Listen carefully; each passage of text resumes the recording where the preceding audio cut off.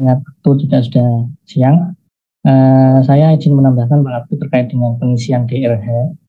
Bahwasanya DRH nanti diisi melalui sistem SSCSN dan kemudian hasil inputan DRH itu juga harus diuploadkan, dicetak dan diuploadkan ke sistem SSCSN. Jadi ini sangat penting juga saya sampaikan terkait dengan pengisian DRH. Langsung saja teman-teman, mungkin teman-teman sebelumnya sudah membaca atau ya mencermati terkait dengan buku petunjuk DRH-nya yang sudah kita share di grup Telegram.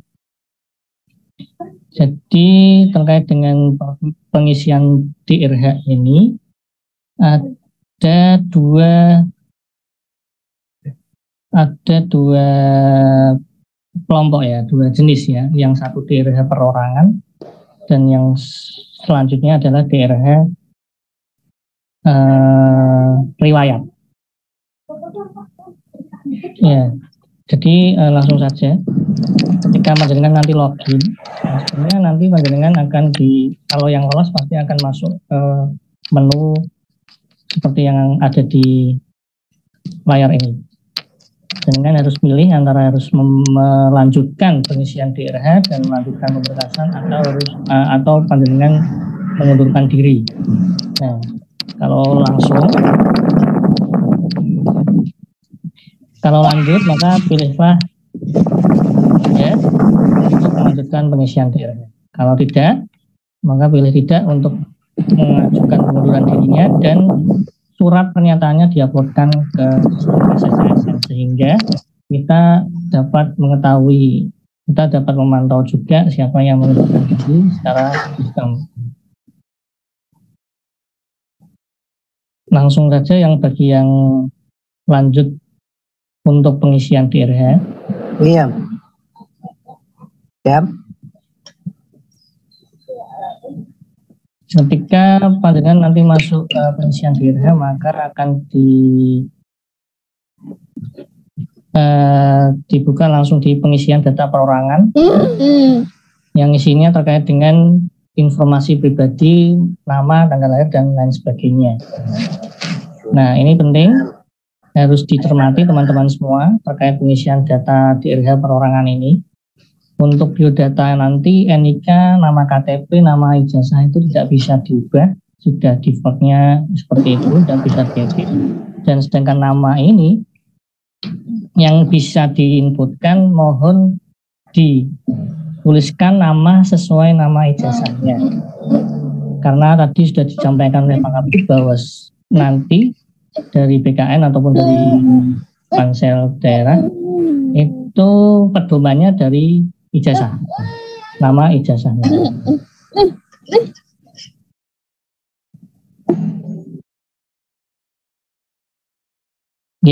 Nanti nama yang bisa diinputkan diisikan nama sesuai ijazahnya masing-masing. Kemudian gelar depan kalau ada sesuai dengan petunjuk di SSCSN, gelar berupa singkatan tidak perlu dipanjangkan seperti itu. Kalau tidak punya di strip saja. Kemudian gelar belakang juga sama, peruntukannya cara itunya juga sama dengan gelar depan ijazah. Selanjutnya poin pentingnya lagi adalah tempat lahir. Tempat lahir ijazah ini adalah tempat lahir yang ambil dari kabupaten kotanya, langsung ditarik kabupaten kota. Kabupaten kota tempat lahirnya Bapak Ibu semua. Jadi mungkin teman-teman yang usianya sudah seperti saya ini, ketika akta lahirnya itu bunyinya di desa atau bahkan kecamatannya. Nanti ditarik secara sistem juga langsung ambil di kabupatennya. Seperti saya di Toroh nanti kita harus mengisikan tempat lahirnya Gerobogan. Gitu. Karena nggak bisa di sistem ambil kecamatan maupun desa, langsung ditarik ke kabupatennya masing-masing. Terus kemudian tempat tanggal lahir pun juga ada terkunci juga, tidak bisa diedit. Jenis kelamin dan status perkawinan Status perkawinan ini juga nanti ada pilihannya menikah dan belum menikah. Ya, ini diisikan, dan termasuk yang ada teman-teman yang nantinya teman-teman yang statusnya cerai itu bisa dipilih status perkawinannya menikah. Karena pilihannya ada dua, menikah dan belum menikah, karena terkait dengan nanti tunjangan ya. Tunjangan kalau sudah cerai dan punya anak, anaknya nanti dapat tertunjang, dapat tunjangan keluarga seperti itu. Maka dipilih menikah saja. Kemudian email, nomor telepon, nomor ponsel ini pasti sudah bisa diisikan mandiri ya. Kemudian alamat domisili ini sudah ada pilihannya, tinggal pilih dari provinsi, kabupaten kota, kecamatan, dan kelurahan. Yang lain juga masih bisa diisikan ya. Dan terakhir harus diinputkan captcha-nya, karena captcha ini sebagai kunci. Kalau jenengan sudah selesai, dicermati, sudah sesuai data-datanya, maka diketikkan captcha-nya, klik selanjutnya. Itu untuk DRH perorangan. Jadi poin pentingnya nanti di nama, kemudian nama, gelar depan, gelar belakang, tempat lahir, ijazah, dan status perkawinan.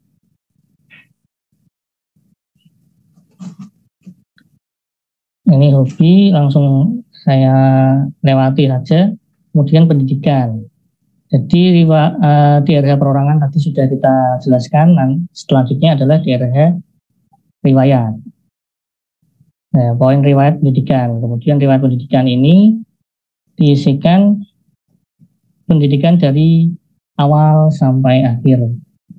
Nah, untuk yang pendidikan saat ini, untuk yang dilamar, tidak bisa, misalnya teman-teman itu punya S2 atau pendidikan lebih tinggi dari pendidikan yang dilamar, itu tidak bisa diinputkan. Artinya panjenengan sudah mentok pengisian di DRH ini sampai dengan pendidikan terakhir yang atau pendidikan pas waktu pelamaran P3K kesehatan ini.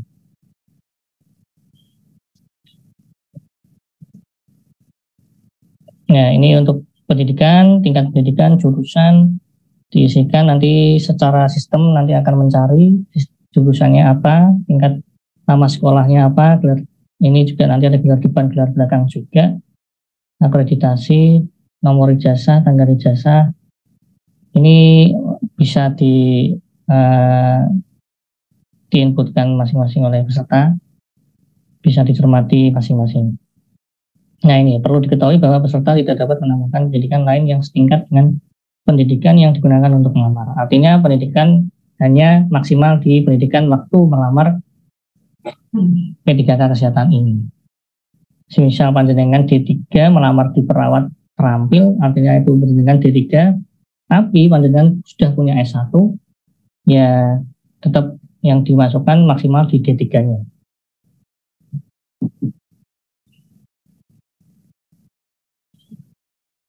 Nah, untuk pendidikan yang lain bisa diinputkan oleh peserta dari SMA dan dari SMA, SMP, dan SD, dan seterusnya. Itu untuk riwayat pendidikan nanti bisa dibaca dan dicermati. Poin pentingnya nanti adalah prinsipnya ada untuk di riwayat pendidikan ini, poin pentingnya di pendidikan saat ini atau pendidikan yang untuk digunakan melamar P3K kesehatan ini. Setelah riwayat pendidikan, lanjut adalah riwayat kursus, teman-teman. Ini riwayat kursus juga monggo bisa diisikan, pernah mengikuti pelatihan ataupun kursus apa saja. Ini sebenarnya ya opsional, tapi apabila panjenengan punya kursusnya juga atau pelatihannya, silahkan dimasukkan. Sifatnya ini opsional, bisa diisikan atau tidak diisikan juga nggak masalah. Kemudian setelah riwayat pendidikan, kemudian riwayat kursus, ada riwayat pekerjaan. Riwayat pekerjaan ini, jika punya riwayat pekerjaan termasuk pekerjaan waktu di honorer atau sebagai tenaga kontrak, ini bisa dimasukkan riwayat pekerjaannya. Ditambahkan aja riwayat pekerjaannya. Apabila panjenengan itu di satu tempat yang sama, ya dari tanggal mulai sampai dengan tanggal selesainya kita ambil tanggal selesai waktu kita menginputkan di DRH ini. Misal dengan inputkan hari ini, maka tanggal selesainya diambil dengan hari ini.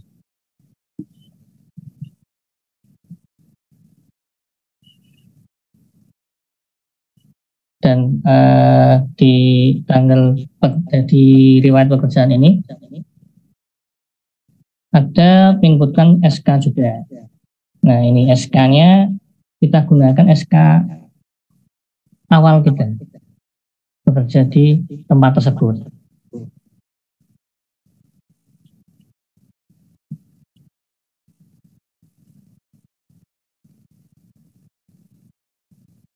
Apabila panjenengan pindah atau mutasi atau seperti apa, pernah bekerja di puskesmas lain, mungkin nanti ditambahkan saja riwayatnya dan diisikan SK-nya, SK waktu bekerja di tempat tersebut. Seperti itu untuk pengisian riwayat pekerjaan. Selanjutnya riwayat penghargaan ini diisikan peserta apabila ada, yaitu yang sebelum menjadi CASN atau sebelum menjadi P3K ini. Apa saja riwayat penghargaan yang pernah panjenengan dapatkan, mungkin sebagai apa gitu, silahkan diinputkan. Jadi ini sama dengan riwayat kursus ya teman-teman, opsional. Poin pentingnya ya tadi di pendidikan dan mungkin di pekerjaan dengan lebih fokus di situ.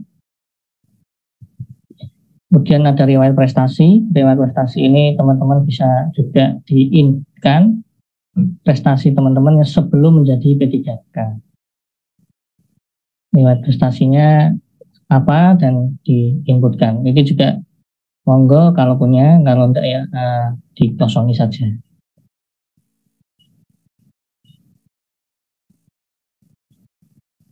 Nih, itu setelah riwayat pendidikan, kemudian ada riwayat pekerjaan.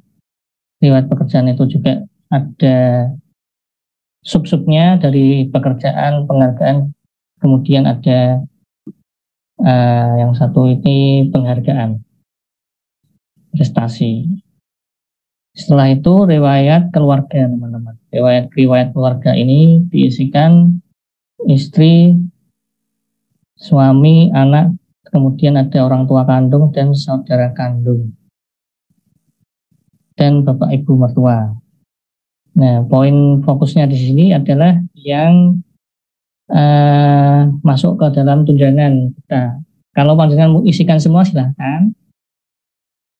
Tapi prinsipnya yang wajib yang tadi, yang dari yang dapat tunjangan seperti istri, kemudian anak, itu mohon dicermati dan lebih dicermati, lebih difokuskan. Nah, semisal di KTP ini panjenengan masih belum menikah, tapi baru menikah, tapi KTP-nya masih belum ya, diisikan keadaan realita sekarang. Walaupun KTP-nya belum menikah, tapi secara kenyataan panjenengan sudah menikah dan punya istri atau suami, monggo dimasukkan riwayat istri atau suaminya. Seperti yang saya sampaikan tadi, bahwa fokus kita di istri, suami, dan anak, karena nanti itu yang akan masuk ke dalam tunjangan. Bukan berarti yang lain itu dihiraukan atau diabaikan. Monggo tetap dimasukkan selama panjenengan bisa menginputkan.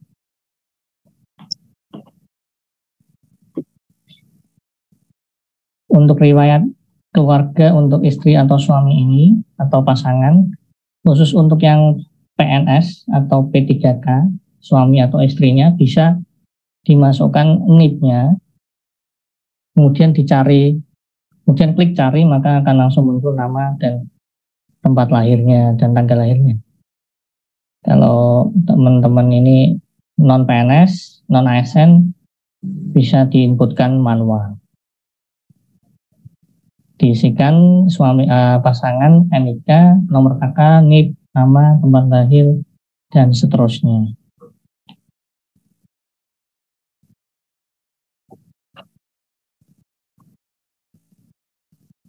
Setelah menginputkan riwayat keluarga suami istri, kemudian kita tambahkan riwayat anak.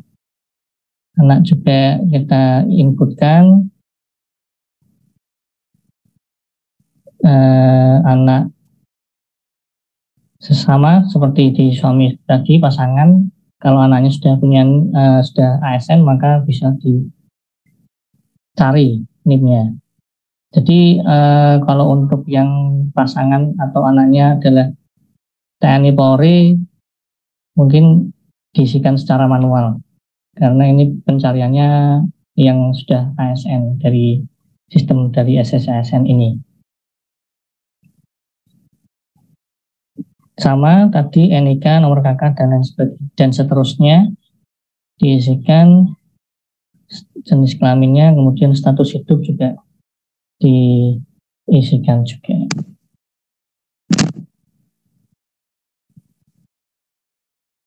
Kemudian riwayat organisasi, setelah tadi kita bahas riwayat pendidikan, pekerjaan, keluarga, kemudian riwayat organisasi. Riwayat organisasi ini apabila punya, mungkin Pak teman-teman semua juga sudah punya karena sudah ikut organisasi di profesinya masing-masing, monggo diisikan riwayat organisasi. Klik tambah riwayat organisasi, maka nanti muncul kotak untuk pengisian riwayat organisasinya. Setelah itu terakhir adalah belum terakhir, masih di riwayat organisasi, nanti inputan tadi yang sudah disampaikan oleh Pak Kabid, yang sudah mengurus SKCK, surat sehat jasmani dan rohani, surat bebas nafsa, nanti wajib teman-teman menginputkan ke dalam sistem SSASN. Apa yang harus diinputkan sesuai dengan SSASN ini, menginputkan nomor, tanggal, dan jabat penandatanganan. Ini wajib ya teman-teman untuk diisikan, dan wajib harus mencermati petunjuk pengisian yang terkait dengan pengisian ini, petunjuk pengisian data keterangan lainnya. Nomor surat keterangan catatan kepolisian disesuaikan dengan nomor suratnya panjenengan. Mohon untuk lebih teliti, nomor surat SKCK-nya yang mana, nanti pengalaman sebelumnya itu SKCK itu yang fisik ya, yang belum, yang masih bentuk cetakan itu ada nomor belangko dan nomor SKCK. Jangan sampai keliru. Nomor SKCK itu nanti kita ambil nomor SKCK yang ada di tengah, bukan nomor belangko SKCK-nya. Biasanya itu di SKCK, di bawahnya kalimat SKCK itu nanti di bawahnya ada nomornya. Nah, itu yang digunakan sebagai nomor SKCK kita. Kemudian tanggal surat diisikan sesuai SKCK-nya masing-masing. Nama pejabat penandatanganan surat keterangan SKCK ini juga harus diinputkan. Kalau untuk SKCK ini tidak ada ketentuan, bisa dimasukkan nama pejabatnya sesuai yang ada di SKCK. Kemudian setelah penginputan SKCK, kemudian menginputkan nomor sehat jasmani dan rohani. Nanti teman-teman biasanya kalau di RSD Jati itu mendapatkan 2 surat, ya, surat jasmani sendiri dan surat rohani sendiri. Nah, lalu mana yang harus diinputkan? Nah, diinputkannya sesuai dengan petunjuk itu harus diinputkan semuanya. Nah, cara memisahkan seperti apa? Memisahkannya dengan diberikan garis miring atau garing, kemudian misalnya nomor surat sehatnya nomor surat sehat garing nomor surat sehat rohaninya. Jadi dua-duanya wajib untuk diinputkan. Untuk tanggal suratnya itu tidak bisa seperti kayak nomor surat ya, tidak bisa digaring, maka dipilih salah satu. Nah, ketentuannya untuk surat sehat jasmani dan rohani kita pilih tanggal surat sehat jasmaninya. Ini penting saya sampaikan, jadi mohon untuk dapat dicatat dan difokus dalam pengisian DRH ini. Jadi tanggal surat nanti kalau misal 2 surat di tanggal yang berbeda, maka diinputkan tanggal surat sehat jasmaninya. Setelah itu mengisikan nama dokter surat sehat jasmani dan rohani. Sesuai ketentuan di ASN ini dimasukkan nama dokter tanpa gelar dan tanpa jabatan. Jadi misalnya tanpa ada kalimat, langsung namanya saja, misal Taufik, ya tulis Taufik, terus kemudian surat rohaninya juga dimasukkan namanya, nanti diberikan garis miring antar surat tersebut. Garing surat sehat siapa yang menginputkan, kemudian garing surat nama dokter surat rohaninya. Setelah selesai surat sehat jasmani dan rohani, kemudian kita harus menginputkan surat keterangan bebas nafsanya. Sama seperti SKCK, tidak ada ketentuan, intinya sesuai dengan suratnya masing-masing. Nama pejabat pun juga tidak ada ketentuan, silahkan diinputkan namanya beserta gelar yang membuat atau menandatangani surat. Kemudian klik captcha lagi, terakhir bisa diresum.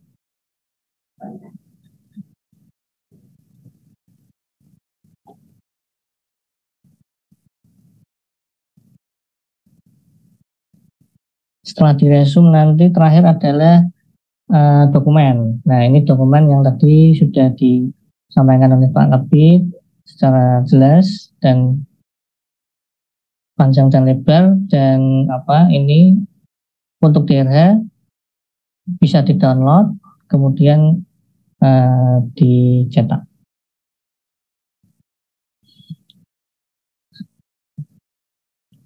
Ini sudah tadi tak sampaikan di awal ya, bahwa DRH ini ada 2, ada DRH perorangan dan DRH riwayat. Mohon untuk dicetak semua, digabungkan DRH perorangan dan DRH riwayat. Contohnya ada di ini, contoh cetakan DRH perorangan. Nah, di DRH perorangan ini teman-teman juga harus mengisikan atau menulis tangan sesuai di formatnya DRH perorangan. Ini ada bintang ini, teman-teman harus menuliskan atau mencatat, ditulis dengan huruf kapital atau balok dan tinta hitam. Oke, teman-teman, untuk mohon dicermati, setelah cetak DRH perorangan ini, panjenengan harus menuliskan namanya sesuai bintang, sesuai ketentuan, nama, kabupaten, dan tanggal lahir. Tanggal lahir dituliskan seperti apa? Sesuai dengan yang tercetak saja, jangan punya pandangan sendiri terus kemudian ada versi sendiri terus dituliskan sesuai keinginannya masing-masing, jangan dituliskan sesuai dengan cetakannya. Prinsipnya intinya dituliskan oleh masing-masing peserta. Setelah dituliskan, nanti di-scan.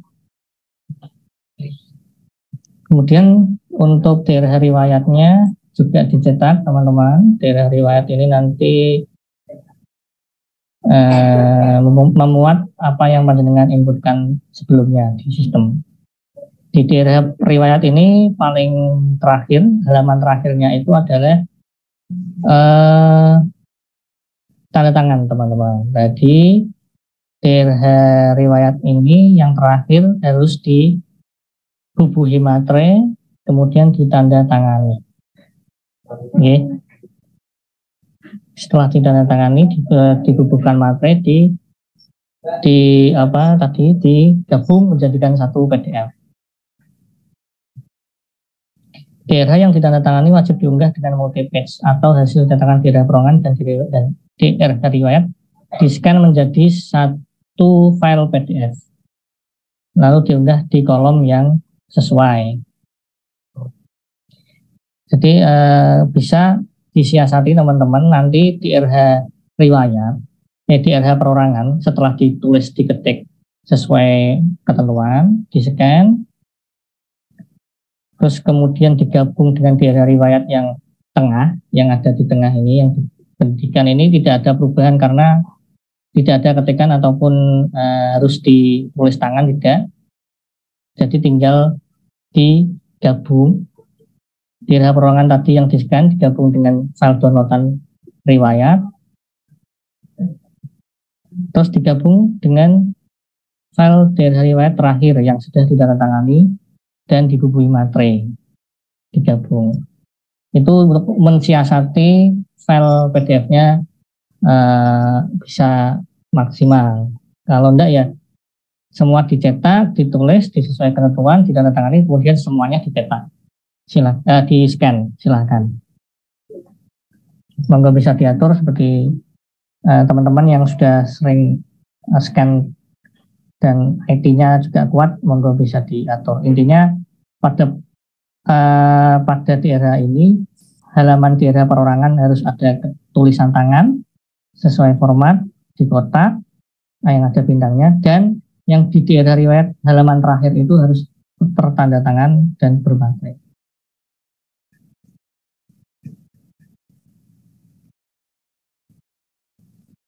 Setelah itu terakhir yaitu sudah semua setelah diuploadkan ke dalam CSN juga dengan dokumen yang lain yang sudah diunggah sesuai ketentuan yang ada di pengumuman yang sudah disampaikan oleh Pak Kabid juga tadi, maka klik akhiri proses pengisian. Peserta dapat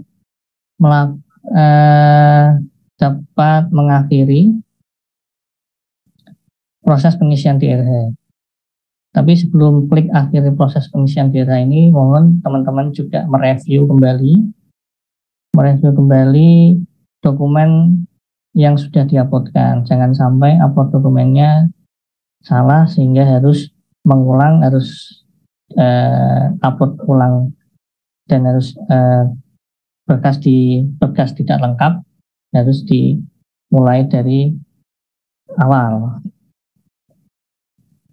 Nanti selain kita yang nanti verifikasi pemberkasan ini, kita verifikasi dokumennya panjenengan, nanti juga pas waktu usulan penetapan di kantrek, nanti juga akan diverifikasi kembali oleh panitia BKN.